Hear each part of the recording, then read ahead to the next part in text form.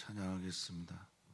찬송가 455장으로 주님 찬양합니다.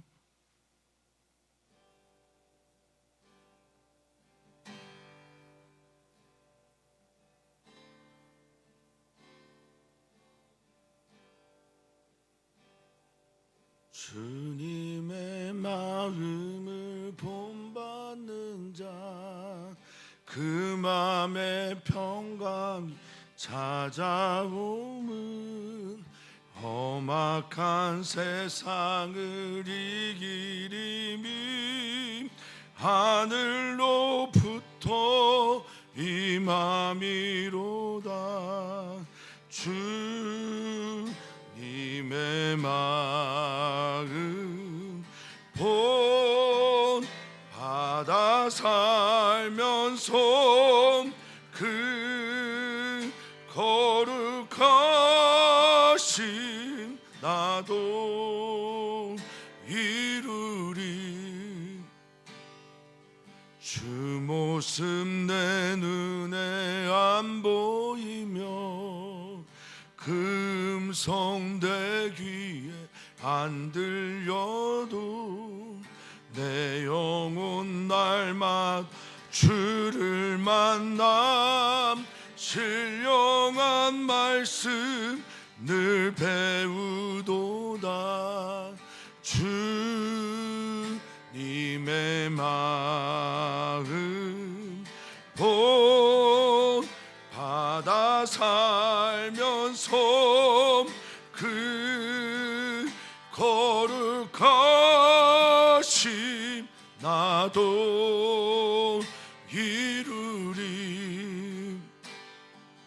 가는 길 거칠고 험하여도 내 맘에 불평이 없어짐은 십자가 고난 이겨내신 주님의 마음 본받음이라.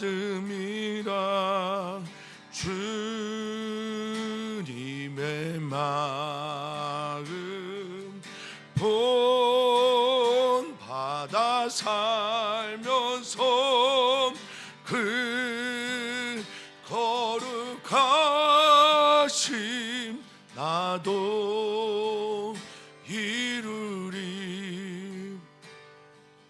주 예수 세상 다시 오시 그날엔 무성도 변화하여 주님의 빛난 그 영상을 다 함께 보며 주 찬양하리.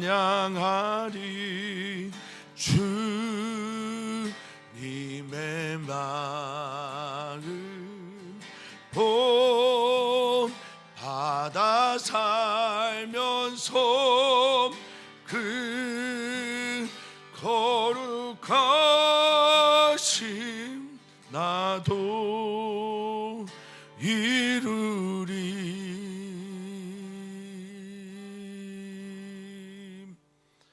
아멘, 아멘. 우리가 다 그리스도 예수를 본받아 그리스도의 몸된 지체로서 살아가게 하옵소서. 우리는 예수님의 몸을 또 피를 취하여 작은 예수가 되었습니다. 교회로 살아가며 주님의 몸에 붙어있는 지체로 교회가 되었습니다. 교회를 교회되게 하는 우리 모두가 되게 하여 주시고, 말씀 앞에 서서 말씀을 통하여 하나가 되는 주님의 몸이 되게 하여 주시옵소서.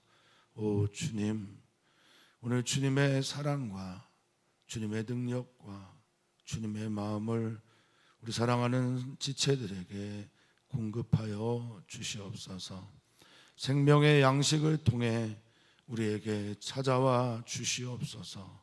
그 생명의 양식이 우리에게 생기가 되게 하여 주시옵소서. 주님을 바랍니다. 주님을 바라고 또 기대합니다. 주님의 시간이 된 오늘이기를 소망하며 사랑 많으신 예수님의 이름으로 기도하옵나이다. 아멘. 아멘. 하나님의 말씀입니다. 하나님 말씀은 고린도전서 14장 26절에서 40절까지입니다.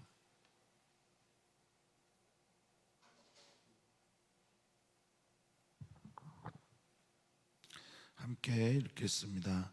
그런즉 형제들아 어찌할까? 너희가 모일 때에 각각 찬송시도 있으며 가르치는 말씀도 있으며 계시도 있으며 방언도 있으며 통역함도 있나니 모든 것을 덕을 세우기 위하여 하라.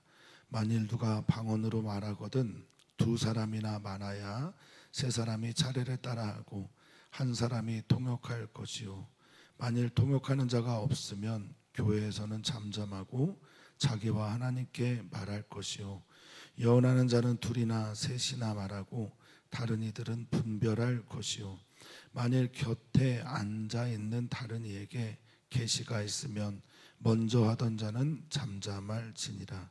너희는 다 모든 사람으로 배우게 하고 모든 사람으로 권면을 받게 하기 위하여 하나씩 하나씩 예언할 수 있느니라.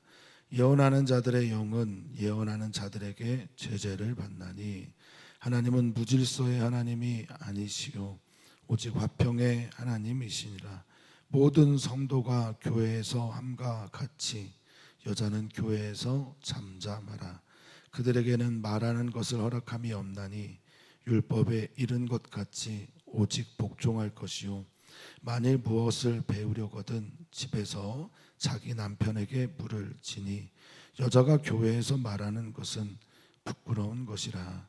하나님의 말씀이 너희로부터 난 것이냐 또는 너희에게만 임한 것이냐. 만일 누구든지 자기를 선지자나 혹은 신령한 자로 생각하거든 내가 너희에게 편지하는 이 글이 주의 명령인 줄 알라. 만일 누구든지 알지 못하면 그는 알지 못한 자니라. 그런즉 내 형제들아 예언하기를 사모하며 방언 말하기를 금하지 말라. 모든 것을 품위 있게 하고 질서 있게 하라. 아멘. 아멘. 고린도전서를 묵상하면서 우리는 계속해서 묻게 됩니다. 교회는 무엇인가? 라는 질문을 하게 되고 교회가 교회되어짐에 필요한 말씀, 우리가 붙잡아야 될 말씀이 무엇인지를 생각하고 있습니다. 고린도 교회를 보면서 한국 교회와 우리 교회를 보게 됩니다. 그 질문은 이런 것으로 가름할 수 있겠습니다. 교회는 지금 어떤 곳인가? 우리 교회의 상태에 대해서 고린도 교회 상태에 대해서 정직하게 바라보고 두 번째 질문을 같이 합니다. 교회는 지금 또한 어떤 곳이어야 할까? 교회의 지향을 생각하고 묵상하게 됩니다. 이 질문은 우리에게도 꼭 필요한 질문입니다. 나는 지금 어떤 상태인가? 두 번째, 나는 어떤 상태를 향해 나아가며 지향해야 할 것인가? 나는 지금 예수님을 닮은 예수님의 제자로서의 그리스도인인가 아닌가? 나의 지향해야 될 표대는 무엇인가? 그 말씀을 묵상하면서 오늘의 말씀을 좀 더 들여다봅니다. 교회는 신비한 곳이어야 합니다. 그러나 신비주의는 안 됩니다. 교회는 세상을 초월하는 곳이어야 합니다. 그러나 초월주의는 안 됩니다. 교회는 세상보다 우월한 곳이어야 하는데 우월주의자는 교회에서 있어서는 안 됩니다. 우리는 다 주님의 은혜로 주님의 몸에 붙어 있는 지체이고 다양한 은사나 다양한 직분의 일들이 나타날 수 있으나 그것은 모두가 다 주님의 은혜입니다. 이제 사도 바울은 말합니다. 교회가 질서를 따라 기도와 예언을 하게 될 것이고 방언과 예언을 하게 될 것이고 교회의 목적은 다름 아닌 생명을 살리는 것이다 라는 것에 깊이 동의를 한 후에 26절에 이렇게 질문합니다. 그럼 이제 형제들아 어떻게 해야 할까? 이 질문이 매우 중요합니다. 우리의 현재 모습이 이러하다면 우리는 어떤 모습을 향해 나아가야 하겠는가? 어떻게 해야 그렇게 살 수 있겠는가를 오늘 묻는 것이죠. 자, 너희가 모일 때 이것은 공예배입니다. 개인적인 모임 때는 사실 별로 중요하지 않습니다. 그래서 오늘 우리는 고린도 교회가 공예배에서 어떻게 예배를 했는지 엿볼 수가 있습니다. 자, 그때 공예배에서 어떤 일이 있는가? 찬송시도 있다고 합니다. 이것은 구약 전통에 따른 회당의 예배일 것입니다. 이건 시편을 읽고 시편을 노래하는 찬송시도 있고 가르치는 말씀도 있고, 이건 회당 예배와 같을 것입니다. 가르치는 말씀, 디다케, 교훈의 메시지도 있고, 계시, 이것은 아마도 예언을 말하는 것입니다. 위에 밑에 설명이 나오게 됩니다. 방언도 있고, 공예배 때 방언 기도도 있어요. 그리고 방언 기도를 통역하는 통역도 있다. 그런데 이 모든 것들의 중심은 어떻게 해야 할 것인가? 덕을 세우기 위함이다 라고 명토를 받고 있습니다. 덕 세우는 것이 무엇입니까? 우리를 통해 교회가 교회되고, 그리고 교회에 들어오는 이들이 너희의 모습을 보고 참으로 하나님 살아계시구나 라는 것을 고백하게 하는 것, 생명살림의 길을 열어가는 것, 이것이 바로 교회의 덕 세움입니다. 자, 방언을 어떻게 해야 할까? 27절입니다. 누가 방언으로 말하거든 방언을 금하는 것은 아닙니다. 방언을 말하거든 두 사람이나 많아야 세 사람이 어떻게 하래요? 차례를 따라 하라라고 말합니다. 이 차례라고 하는 헬라어가 메로스인데요, 이것은 목이란 말입니다.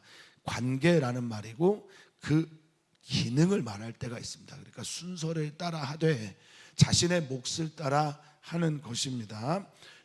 많아야 세 사람이 차례를 따라 하되 한 사람이 그 모든 일들을 통역합니다. 어제 잠시 살펴봤지만 방언 기도가 나오면 주로 감사요, 찬양이요, 중보 기도라 했습니다. 그러니 그것을 통역할 때 얼마나 은혜가 되겠습니까? 또 만일 통역하는 자가 없으면 여기 공예배로 모여있는 교회에서는 잠잠하라라고 말하고 있습니다.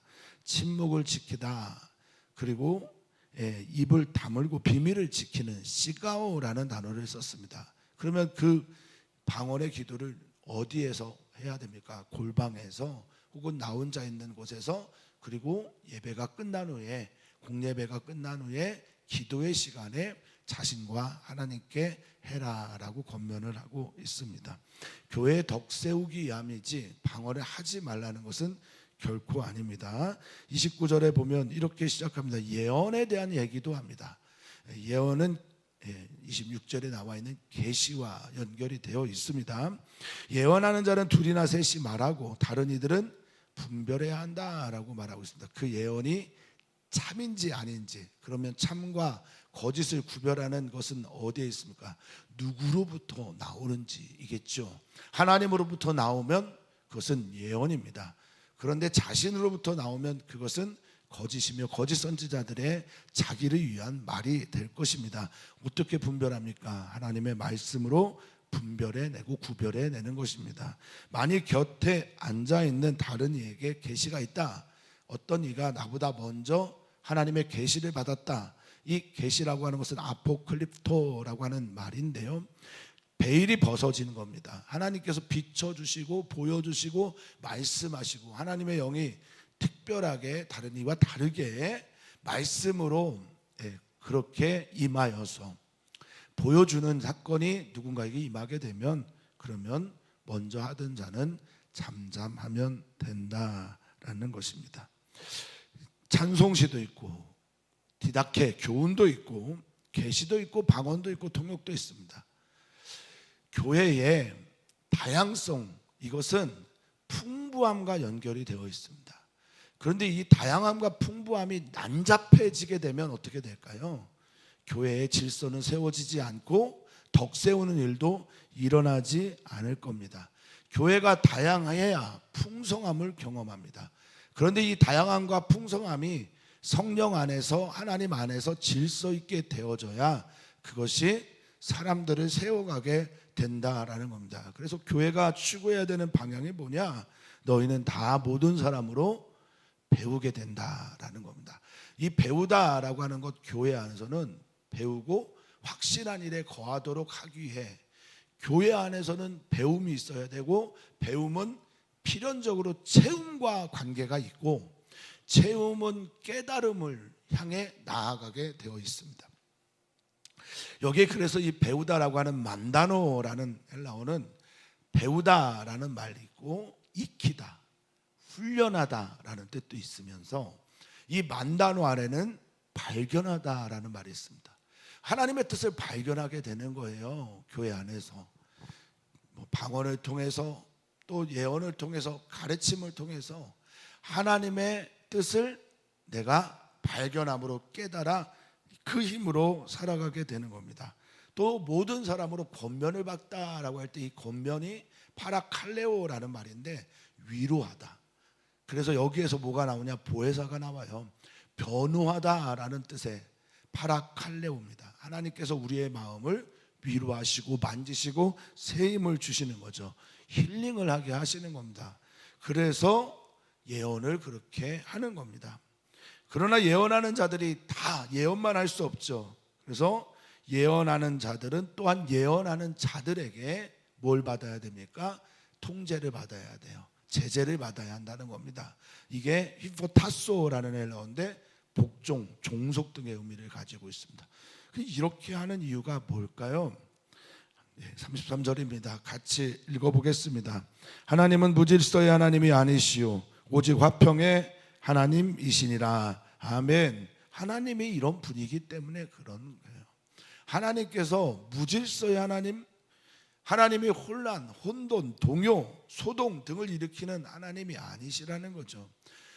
창세기 1장 2절, 땅이 혼돈합니다. 그런데 그 혼돈을 잠재우고 바다의 괴물을 잠재우고 하나님께서 이 땅을 창조하셨습니다. 하나님은 질서 있게 창조하셨고, 하나님은 그 모든 것들을 보시기에 아름답다, 좋다라고 말씀하신 분이 하나님입니다. 그러면 하나님을 보여야 드려야 되는 교회는 어떤 곳이, 어떤 모습을 보여야 할까라고 할 때 하나님이 질서의 하나님이라는 걸 보여줄 수 있어야 한다라는 겁니다. 여기 무질서라고 하는 아카타스타시아라는 말은 불안정한 겁니다. 불안한 거예요. 우리는 불안한 존재인데 교회에 와서 불안을 또 봐요? 그럴 수 없죠. 우리가 또한 이 무질서라고 하는 아카타스티아라고 하는 이 말은 혼란입니다. 우리는 삶이 늘 혼돈하고 공허한데 교회 와서 또 그것을 봅니까? 그러면 안 되겠죠. 교회는 하나님의 뜻을 따라 하나님의 은혜 안에서 성령께서 인도하시는 그 교회는 질서 있는 곳이어야 합니다. 그럴 때 화평합니다. 줄을 잘 서 있고 오는 버스를 기다리는 사람들을 보면 어떻습니까? 지하철을 기다리면서 줄을 잘 서 있는 사람들을 보면 어떻습니까? 그 자체가 무엇을 만들어내는 겁니까? 평화를 만들어내는 겁니다. 누가 먼저 갈 것이 없고 뒤에 있는 사람들이 차례를 기다리며 그 다음을 기약하는 것, 이것이 바로 무엇을 만들어내는 삶이냐? 화평을 만들어내는 삶입니다. 물론 이것이 절대적인 가치와 기준을 갖지 않는 것은 그렇게 줄이 서 있을 때라도 고통 약자들, 어르신들이나 아이나 장애인이나 임산부 등이 먼저 타게 되면 어떻게 해요? 그 자리를 양보하고 배려하면서 화평과 화해와 사랑을 만들어가는 것이 바로 교회이어야 한다라는 것입니다. 화평이라고 하는 에이렌의 안에는 물론 평화도 있고 화평도 있습니다라고 하지만 이 원어가 근원이 되는 말이, 어근이 되는 말이 에이로라는 헬라어입니다. 근데 이 에이로라는 헬라어가 뭐냐? 결합하다입니다. 하나님과 결합된 사람들은 무엇을 가집니까? 평화를 누릴 수가 있습니다. 하나님이 내 안에 계시고 내가 하나님 안에 있다라는 것을 아는 사람들은 화평합니다. 에이레렌을 경험할 수 있습니다. 그러니 하나님과 하나 되어 고요함 가운데 하나님께 집중할 수 있는 그런 우리 사랑하는 성도님들 되시기를 바라고, 우리 교회가 그런 곳 되기를 진심으로 소망합니다. 그렇게 기도해 주시면 좋겠어요. 교회에 왔더니 하나님을 경험하게 되더라. 교회에 와서 하나님이 어떤 분인지를 알게 되더라. 하나님을 통해서 찾아온 평화가 오늘 예배 가운데 우리 교회 안에서 가득하기를 소망합니다. 모든 성도가 교회에서 함과 같이 이렇게 평화, 질서 있게 살아야 하는데 34절 35절은 제가 매우 불편해하는 성경 구절입니다. 여기에서 우리가 한번 질문할 것이 있습니다. 오늘 우리는 고린도 교회의 공예배의 모습을 보게 되었습니다. 자, 이 고린도 교회의 공예배의 이 모습이 모든 교회가 따라해야 되는 이상적인 것일까요? 아니면 고린도 지역의, 고린도 교회의 독특한 특징이 드러난 교회일까요? 저는 후자라고 여겨집니다. 우리 교회에서는 방언, 그리고 방언을 통역하지 않습니다. 공예배에서 예언을 하거나 예언을 따라 또 예언하지 않습니다. 우리 교회에서는 찬양은 있으나 또 예배는 있으나 하나님을 향한 공적인 기도는 있으나 또 교훈의 말씀, 설교는 있으나 이런 것들은 갖지 않습니다. 그러니 교회가 지금 처해 있는 독특한 그 문제로서의 이 여성들에 대해 바라봐야 하는 것이 마땅하다라고 생각합니다. 그러니까 모든 교회가 고린도 교회의 이 예배의 모습을 이상적으로 그려서는 아니 된다라는 겁니다. 교회는 교회가 가지고 있는 그 다양성들, 지체로서의 특징 등이 드러나야 한다라는 것이며, 동시에 교회의 예배가 반드시 있어야 될 것들이 있는데 그것이 뭐냐? 그것은 찬양과 기도와 말씀이라는 것이죠. 그것은 여러분들이 마음에 꼭 새기셨으면 좋겠습니다. 자, 그런 관점에서 고린도 교회의 독특한 특징 중에 하나는 여사제들이 그렇게 많았다라는 거예요. 고린도 지역에서 활동했던 아프로디테, 아데미 여신을 숭배했던 많은 여사제들이 어디로 들어왔을까요? 교회로 들어왔어요. 상대적으로 평등하고 상대적으로 존중받고, 그리고 무엇보다 하나님의 그 초월하는 신비를 경험하게 하는 교회 안으로 들어왔는데 이들이 예전에 하던 그 버릇 그대로 했다라는 거예요. 그래서 여기서 우리가 살펴봐야 될 것, 우리의 한글 번역 개역 개정판에는 그 메시지의 의미가 잘 살아있지 않은데 이게 여자라고 하는 이 단어가 바로 그 여자라는 말입니다. 그 여성. 그러니까 여기에 어떤 부류의 여성들을 바울 사도는 정확하게 지적하고 있는 거예요.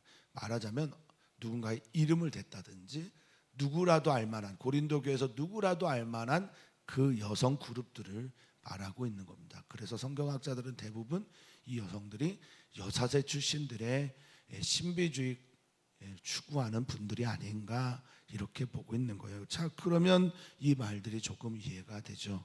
그 여자들은 교회에서 좀 잠잠했으면 좋겠다. 말하지 않고 좀 조용했으면 좋겠다. 이게 말하지 말라 뭐 이런 말일까요? 아니면 조금 잠잠하고 조용했으면 좋겠다 그런 말일까요? 성도님들의 해석에 이것들은 넘기겠습니다.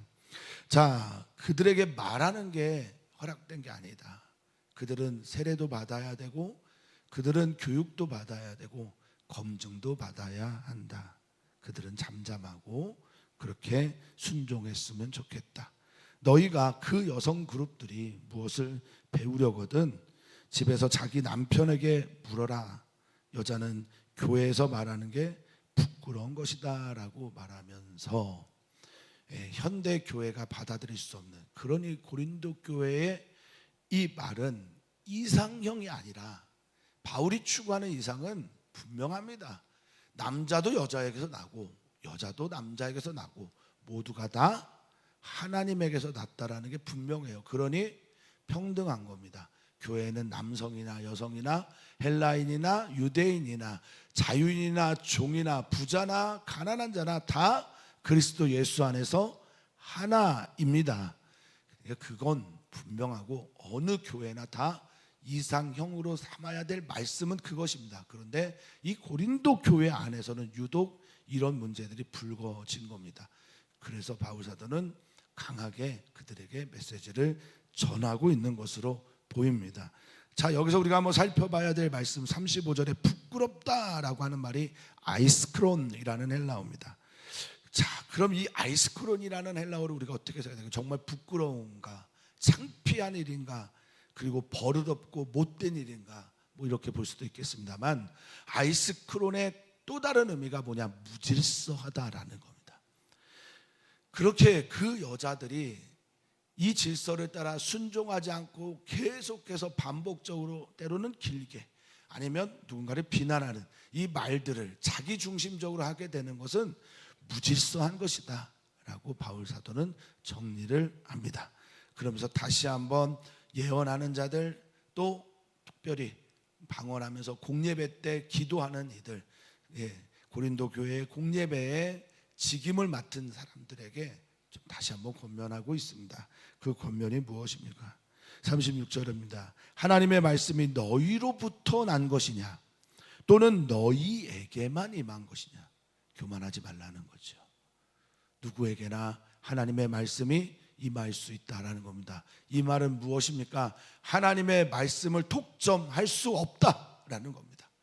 그 누구도 하나님의 말씀을 자신이 담지하고 있는 것처럼 말하거나 행동할 수는 없다라는 것입니다. 하나님의 말씀은 하나님의 말씀입니다. 누군가의 말이 아니라는 거죠.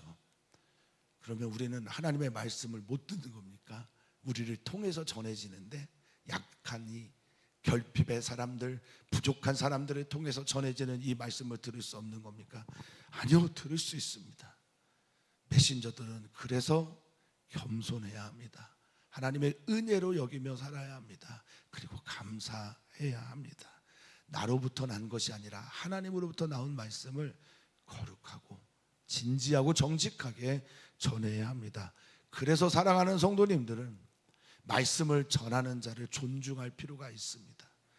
제가 존중을 안 받고 있다라고 하는 말씀이 아니라, 그렇게 내가 말씀을 전한 이들을 존중할 때 우리의 마음이 열리고 메신저 때문에 하나님의 메시지가 막히는 일이 적어지게 됩니다. 사랑하는 성도님들의 마음이 하나님을 향하기를 축복합니다. 그리고 메신저들을 위해서, 부족한 메신저들을 위해서 기도해 주시면 또한 진심으로 감사하겠습니다. 이어서 말합니다. 만일 누군가가 자기를 선지자 혹은 신령한 자, 이 선지자는 무엇입니까? 하나님의 말씀을 받고 하나님의 마음 그 정념에 사로잡혀서 하나님의 말씀을 대신 전하는 열정의 사람들이라고 여기거나, 또는 신령한 자, 푸뉴마티코스라고 해서 영에 속해서 기도하고, 이 방언이겠죠.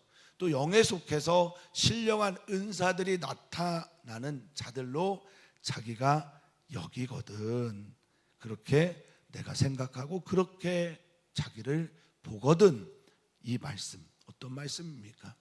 질서 있게 해라. 하나님 무질서의 하나님 아니다. 화평의 하나님이다.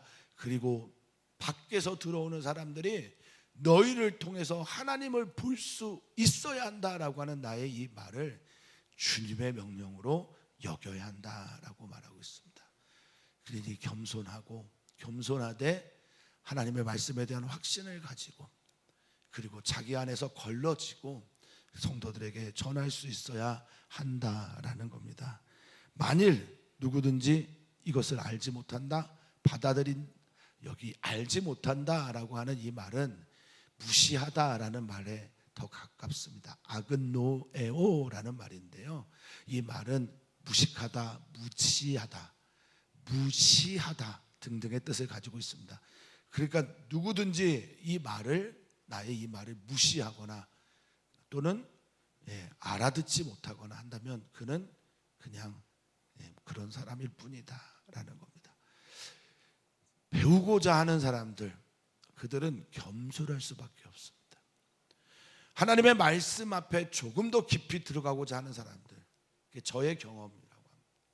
방언을 하면 할수록 더 하나님께 더 나아가게 되고, 통역을 하면 할수록 하나님의 사랑에 더 사로잡히게 되고, 예언을 하면 할수록 하는 자나 듣는 자나 더 하나님을 사랑하게 될 때 우리는 좋은 교회가 되어져 가는 것입니다. 전하는 자가 마치 자신을 그 말씀의 빛 앞에 서 있지 않은 자로 여기거나 나와는 상관없이 다른 사람들에게만 필요해라고 하면 이 말씀은 결코 생명력 있는 생계의 말씀이 되지 않습니다. 전하는 자가 그 말씀 앞에 서야 됩니다. 그래서 제가 목회하기가 그렇게 싫었다고, 목사는 말하는 대로 살아야 되거든요. 말을 선포하고 그 말을 나의 삶으로 연결시켜야 합니다. 그런데 많은 목회자들이 말을 전하고 자신은 그 말과 상관없는 삶을 살거든요. 이 유체이탈 화법입니다. 그래서 머리로는 이해가 되는데 가슴 이해가 잘 안 되는 거죠. 사랑하는 성도님들은 어떻게 살아야 합니까? 말씀을 들으신 대로 살아야 합니다. 그런데 성도님들, 듣는 게 기억에 오래 남습니까? 말하는 게 오래 기억에 남습니까? 그래서 피차가 은혜가 되었으면 좋겠어요. 말하는 이들은 하나님의 말씀을 선포하고 그 말씀을 기억하며 붙들며 살고, 듣는 우리들에게는 믿음이 일어나서 하나님의 말씀 따라 살아가는 교회이기를 소망합니다. 자, 이제 이 긴 은사에 대한 정리를 하면서 바울 사도는 말합니다. 형제들아, 그래도 예언하는 건 사모해야 돼. 왜요? 지금 제가 말한 이유 때문이죠. 말하면 말할수록 기억이 나잖아요. 그리고 기억이 나면 날수록 그 말씀대로 살아가려고 하지 않습니까? 예언하기를 사모하라, 이 열망을 가져라 라고 말하고, 방언 말하는 것 금하지 마라. 너에게 좋고 교회에서 잘 활용되면 덕 세워지는 게 방언이다. 금하지 마라, 끊지 말라. 하게 되면 하라. 하나님께서 주시면 할 수 있도록 해라 라고 말하고 있습니다. 그러면서 40절 같이 읽어보면 좋겠습니다. 모든 것을 품위 있게 하고 질서 있게 하라. 아멘. 주께로부터 받은 은사들이 품위가 있어야 됩니다. 품격이 있어야 돼요. 그리스도인들은 정말 품격 있는 존재가 되어야 합니다. 유스케모노스라고 하는 이 말은 예의 바르고 고귀하다라고 할 때 쓰는 말이라고 합니다. 보기에도 저 사람 참 아름답고 질서 있네, 또 품이 있네, 볼품이 있네 라고 말할 수 있어야 하고, 교회 안에 있는 이 모든 은사들이 하나님의 영 안에서 질서 있게 차례대로 되어져야 한다라고 권면하고 있습니다. 고린도 교회는 지금 어떤 모습일까? 그리고 고린도 교회는 어떤 교회를 향해 나아가야 할까? 예운 교회는 지금 어떤 모습일까? 예운 교회는 어떤 교회를 향해 지향하며 걸어가야 할까? 오늘의 질문, 그 답, 교회를 교회되게 하시는 주 성령께서 우리에게 깨닫게 하시고 주님 앞에 서게 하실 것입니다. 오늘 우리는 기도합니다. 우리의 가정을 위해 기도합니다. 나의 사랑하는 자녀들과 손주들을, 나의 배우자와 또 교회 가정들 위해 기도합니다. 선교사들의 자녀들을 위해 기도하고 선교사들의 가정을 위해 기도합니다. 일터 교회들을 위해 기도하며 축복합니다. 캄보디아의 유학생들을 위해 기도하며 축복합니다. 하나님, 교회가 교회되게 주님 우리를 사용하여 주시옵소서.